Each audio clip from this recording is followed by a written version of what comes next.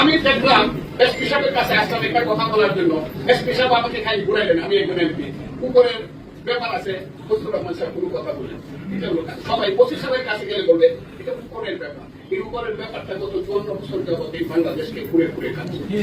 এই সমাজের সবচেয়ে বড় হলো আপনাদের সাথে আমরা যারা বসছি, আমরা হলেন পাবলিক লিডার, আপনারা হলেন অ্যাডমিনিস্ট্রেটিভ লিডার।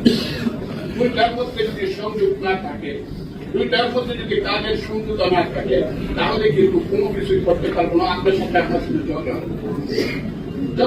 আমি আসলাম ডাক্তার সাহেবের কাছে, আমি দেখলাম ডাক্তার সাহেব ওষুধ আছে দেন মানুষকে, তাহলে ডাক্তার সাহেবের সাথে আমার ঝগড়া, একটা কথা নেই।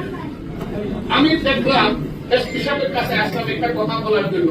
এসপি সাহেব আমাকে খালি ঘুরাইলেন, আমি একজন এমপি, উপরের ব্যাপার আছে, ফজলুর রহমান সাহেব কোনো কথা বলেন, এটা হলো কাজ। সবাই ওসি সাহেবের কাছে গেলে বলবে এটা উপরের ব্যাপার। এই উপরের ব্যাপারটা গত 54 বছর যাবত এই বাংলাদেশকে ঘুরে ঘুরে খাচ্ছে। সুস্পষ্ট ভাবে তার কি অপরাধ বিশ্বাস করেন, আমি থানা ওসির সঙ্গে কোনো কথা বলিনি। কেন বলি না জানেন? তারা এই কারণে যে আমার মতো লোক কথা বলে উনি ইনফ্লুয়েন্স হয়ে যায়। সেই কারণে আমি ওনাকে বলি যদি আপনি কাজ করেন আইন মতো করেন, একদম তো আমি ইনফ্লুয়েন্স করি।